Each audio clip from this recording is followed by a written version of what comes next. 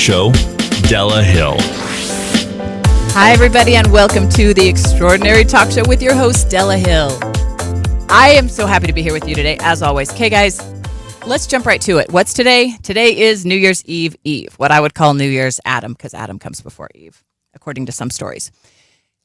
So right now, you're recovering from Christmas, hopefully, and you're maybe even thinking about what your plans are tomorrow and what your plans are for the next year. What are you wanting to do for 2020? And it's almost a joke that you got to have a clear vision for 2020. Optometry joke. But here's the thing about New Year's resolutions. They suck.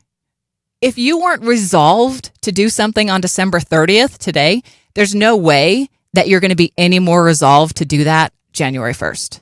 Today, Monday, Wednesday the 1st, if you're not committed now, deciding that you're committed on January 1st isn't going to make any difference.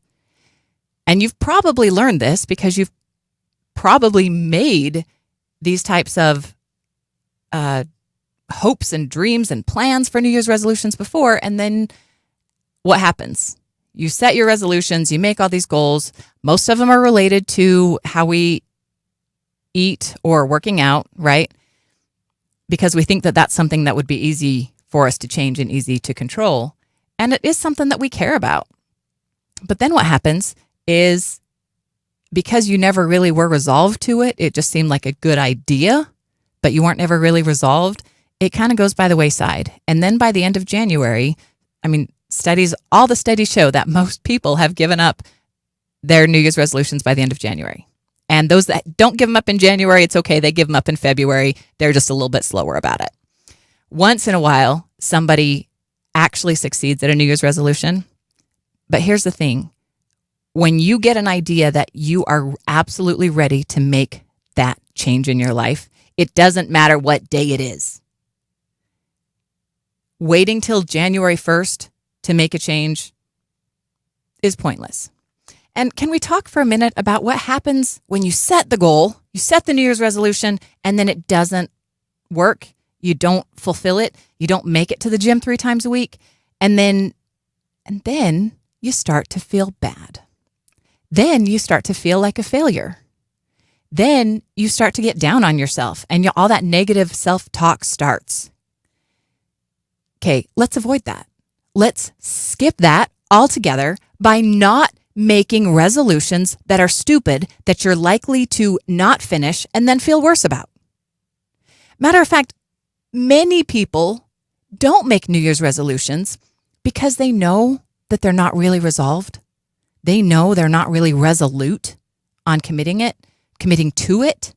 And they know that when they slip backwards into their old habits, that then they're going to feel that failure. Then they're going to feel like crap. And then they're going to feel worse. So guess what? It's better to not make the resolution at all than to make it and then fail at it and feel bad. Now, we can do a whole other show on overcoming failure because failure is not a bad thing. Failure is experience. Failure teaches. Failure shows you what you're doing great and what you need to do better. Failure is a greater teacher than success because you might have just succeeded and gotten kind of lucky. And very often those that succeed kind of have to look back at what it was that they did to get there anyway, right? But when you fail, you can look at that and you can know exactly what went wrong. And you can take that as a lesson that makes you a better person. There's the Bulletproof Coffee guy, Dave Asprey. He asks his kids every night, what was your favorite success today? What was your best failure today? And when he tells people that, some of them say, wait a minute, why are you talking about failures? Why do you have your kids talk about their failures every day? And he says to them, oh, you mean you don't encourage your kids to look at how they could have done something better or different and had a better result? You don't encourage them to look at the mistakes they made to learn from those things? He's absolutely about learning from failure. However, that's not what we're talking about today. I want you guys to think about that realize failure is a great thing for you. But I'm also a person who it's easy for me to say that. And there's other times when I feel that failure pretty hard too. So instead of making New Year's resolutions, what should you do? Let's do something that's going to be more helpful. Let's do something that's going to be more realistic. Let's do something that has a higher chance of success. And let's do something that you are going to feel good about doing. Something that can help you feel like you're moving forward, help you feel like you're setting up plans for your year without having that fear of failure that holds us back. Do you know that fear of failure? It's called intimidation because we get so afraid of failing that we don't even try. That's what intimidation is. Let's skip that. Let's look at it a different way. I'm not telling you to just get over it and buckle down and do your New Year's resolutions because I know that that's silly. What I'm telling you is think about it differently. Let's talk about, and we've talked about this some before, but let's talk about segment intending. Let's set intentions for the year. This year is a whole new segment. Now, when we're talking about segment intending, we kind of break it down to a segment of time or a segment of experience or a segment of a situation. So 1 year is a segment. 1 month is a segment. The 5 minutes that you're in this room is a segment, and when you walk into that room, a new segment begins. That's actually, they've done studies that show when you move through a doorway, something changes in your brain. Your brain goes, oh, I was over there. Now I'm over here. And it forgets what was happening over there and opens up to new possibilities in the new segment. That actually explains why you forget what you got up to get when you go to the other room. You're in one room, you get up to go to the other room, and you forget what it was you're going for. That's because you entered a new segment. When you went through that doorway or whatever passageway it was into the new segment, your brain kind of left everything behind that was in the old one and opened up to the new possibilities of the new segment. Wow. And now let's grab hold of some of those possibilities, put a leash on them, and let those possibilities take us forward. We do that by segment intending with questions. And you can segment intend about any segment. You can segment intend that the 3 minutes you spend in the kitchen will be successful, that you'll remember what you went in there for. You can segment intend that your drive to work will be smooth and easy and positive. You can segment intend that the month of January, you will have a positive outlook. You can segment intend that your 2020, the whole year, is going to be full of joy and love and gratitude. Okay. The idea is pick a segment. I segment intend that my show will go well, right? Not a hard deal. I do this for work. I segment intend that my shift at work will go positive, will be happy, I'll have great interactions with others. And how do we do that? How do we segment intend? First of all, we figure out what segment we want to talk about. So right now we're talking about the year 2020 that's coming up for us.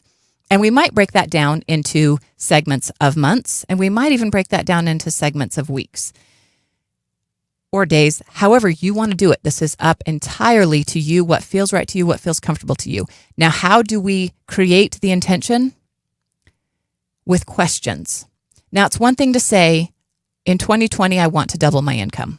Great. That's a fantastic intention to set. But when you say that, you create limitations and parameters around that. The way to break out of those limitations is to end that with a question mark. So you make it a question by saying, how do I double my income in 2020? What would it take for me to double my income in 2020? And guys, you don't have to know the answers. You don't even have to be the one who comes up with the answers. You just have to ask the question. You walked into that new segment and a whole universe of possibilities opened for you. Now you are grasping those possibilities by asking questions about them. What would it take for this to happen? Because I don't know how my income might double in 2020, but I know it's possible. And I can ask the question, what would it take for my income to double over the next year? And what's even better is to ask that question and write it down. And then go back later and read it. Something happens when you use your hand and put a pen on paper and write it. Parts of your brain light up that don't light up when you only speak. This is why you need to write things down. Write down these questions. And here, guys, this is also the fun of setting your segment intentions for the next year. Is it's wide open. This isn't about setting goals. This is about daydreaming about the possibilities and inviting them to you. This is fun. If you say, I'm going to double my income in 2020, you now have a rigid line you've got to hold on to. And if you start to slide from that, you're probably going to feel bad about it.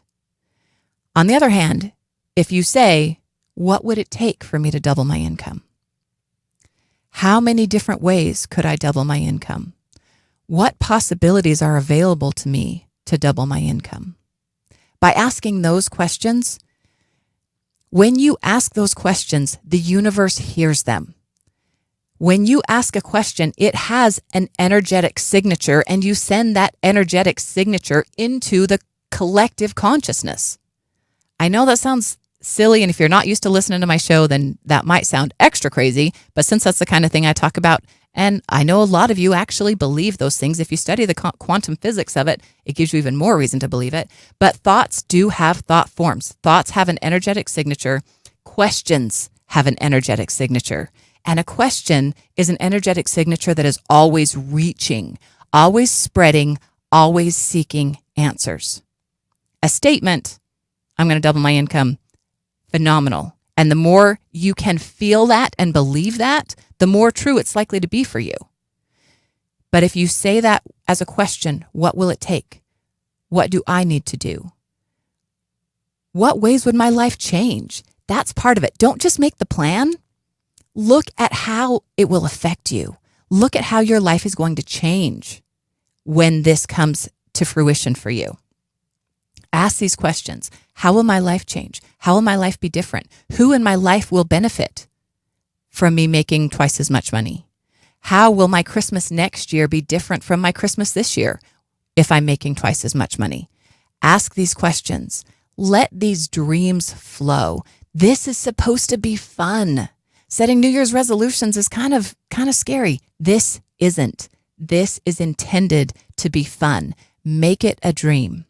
And you're going to find if you take a piece of paper and a pen and just start writing questions about the next year, what would it take for me to be happy every single day? What would it take for me to find that love connection? What would it take for me to be abundant in all manners? What would it take for me to go to Hawaii for Christmas? I asked that question, I think about 7 years ago, around January, February. What would it take for me and my family to go to Hawaii for Christmas? And guess what? We spent 2 weeks in December and January over Christmas and New Year's in Hawaii the following year. And I started with a question, what would it take? Speaking of being in Hawaii, different trip last year that many of you guys already know the story of, my husband and I were both individually without asking each other. This is the power of the question. We both asked each other or ourselves, wouldn't it be nice if we ran into Weird Al? Wouldn't it be cool if we ran into Weird Al? Wow, it'd be awesome if we ran into Weird Al. Both of us in our own heads were asking that question. Wouldn't it be cool? What would it take? Wouldn't it be great if we ran into Weird Al? Neither one of us went there with the intention of we're going to meet Weird Al while we're here. And for those of you that remember the story, we did not meet Weird Al while we were in Hawaii. Instead, we met his backup singer who got us backstage passes to his concert where we were able to meet him. But it started with us asking the question, wouldn't it be nice if? That's all you got to do. Wouldn't it be nice if? Wouldn't it be nice if your income doubled? Find all the ways to ask the question that you possibly can. If you want your income to double, find as many ways to ask about that as you can. What would it take? What would it look like? How would you feel? How would it change your family? Would it change your living situation? What kind of car would you drive? Ask these questions, and you don't need to find the answers. But as you write these questions down, start with one topic. Find a topic and stay focused on that topic and write as many questions as you can about that topic. If you'd really like to double your income, great. If you'd really like to lose 40 pounds, make it about that. What would it take for me to lose 40 pounds? Wouldn't it be nice if I lost 40 pounds? How would I feel if I lost 40 pounds? What kind of clothes could I wear if I lost 40 pounds? How much fun would it be to go shopping if I lost 40 pounds? Ask these questions. If you have an area where you kind of have a goal that you want to set, but you're afraid to set the goal because what if you fail and then you feel bad?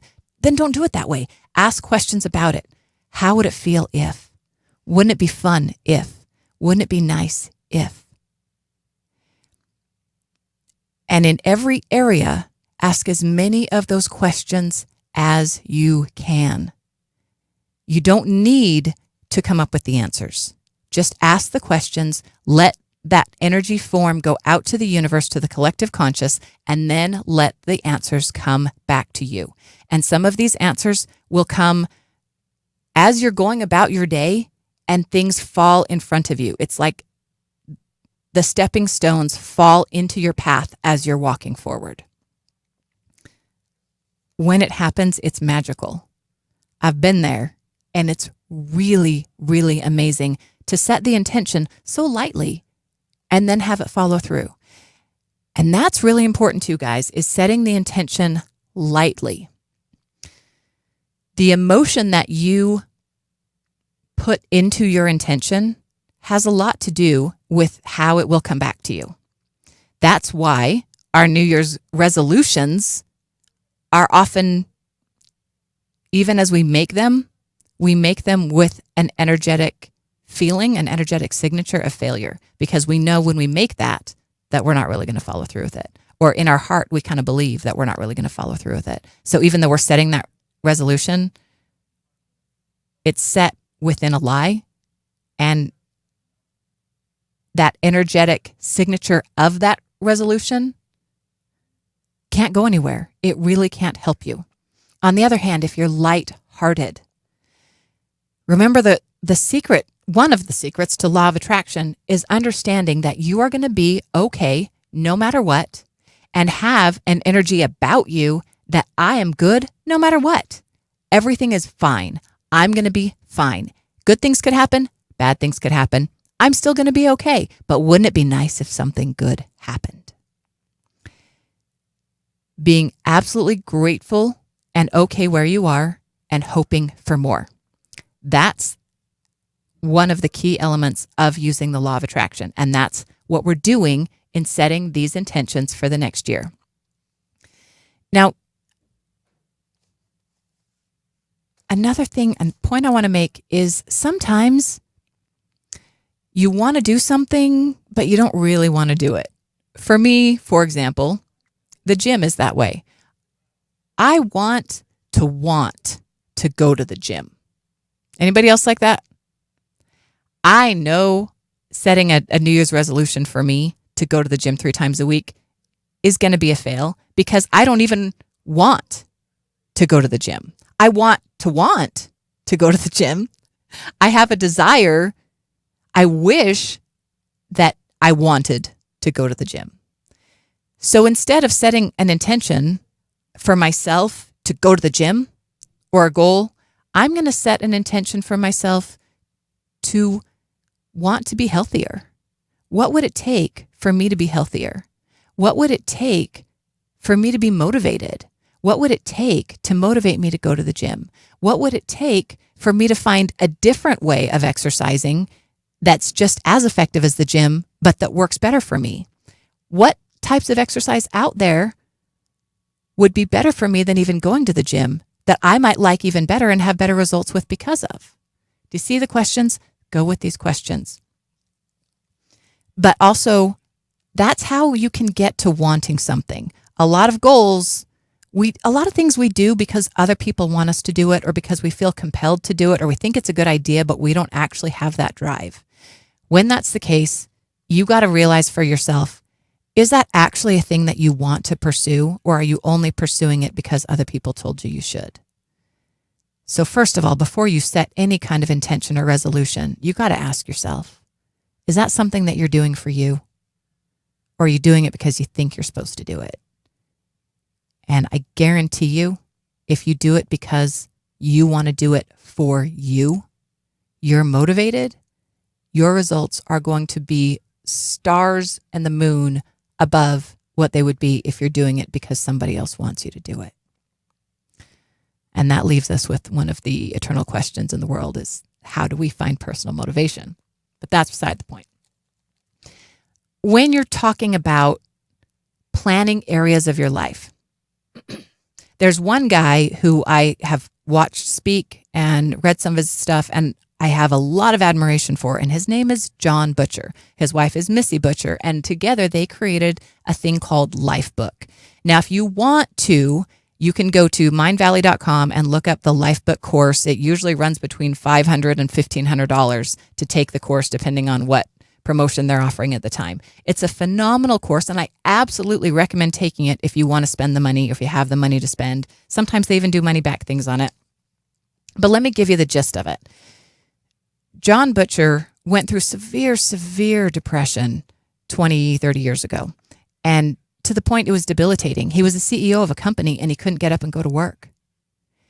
And he eventually was able to put the pieces of his life back together in a way that he could not only be functional, but be successful and thrive and be fulfilled and happy at the same time. And he created a thing called Lifebook. And what Lifebook is it takes you into different areas in your life. I believe there's 13 different categories, and it makes you ask questions about every area in your life. And some of the questions that you're going to ask are, what do I believe about this? What do I want in this area? Why do I want this? And what am I willing to do to get it? Those are great questions. That's a great start on your questions. But one of the reasons I bring this up is because I want to give you these 13 life areas that John and Missy Butcher talk about in their Lifebook planning. And I encourage you to set intentions for your year by asking questions about these areas. Here they are. I'm going to give them to you slow and twice so you can write them down. Physical, intellectual, emotional, character, spiritual, romantic, parenting, social, financial, career, quality of life, life vision, and sexual life. That gives us 13 categories of your life. And if you can break down each of these areas into questions, ask your own questions about that. What does parenting mean to you? What do you want from your career? When you think about your quality of life, what does that mean? And the thing about these 13 areas is if you take out any of them, the other 12 will hold up pretty good, but they're missing something. These 13 areas all feed the other 13 areas. So I'm going to read these again, but I want you to think about some of these questions and then ask yourself, what questions do you have about these areas of your life? Remember, what do I believe?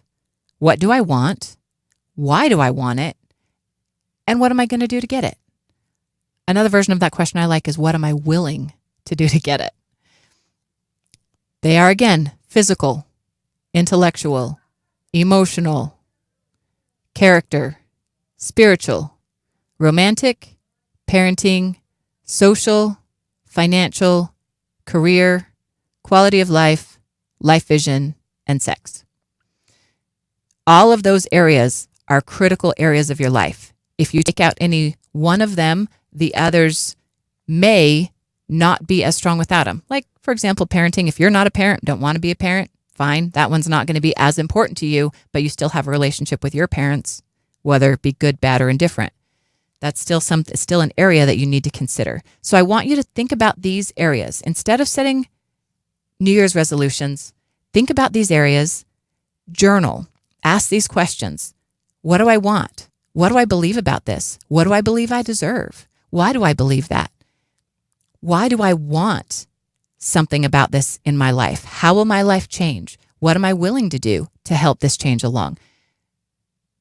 If you need help, talk to a 3-year-old, because 3-year-olds are phenomenal at coming up with questions and asking them. Remember, you don't need to know the answers to ask the questions, but if you ask the questions, the answers will come. If you don't ask, the answer's always no. Ask the questions, set the intentions for the segments of your life, and my friends, you will be amazed at how great 2020 is. I'm looking forward to spending it with you. I'll be right here with you. Remember, I'm never trying to tell you what to think. I only want you to think for yourself. Thanks for joining me, guys. I hope you have a fantastic New Year's Eve and a fantastic New Year. I will be back next week. I love y'all so much.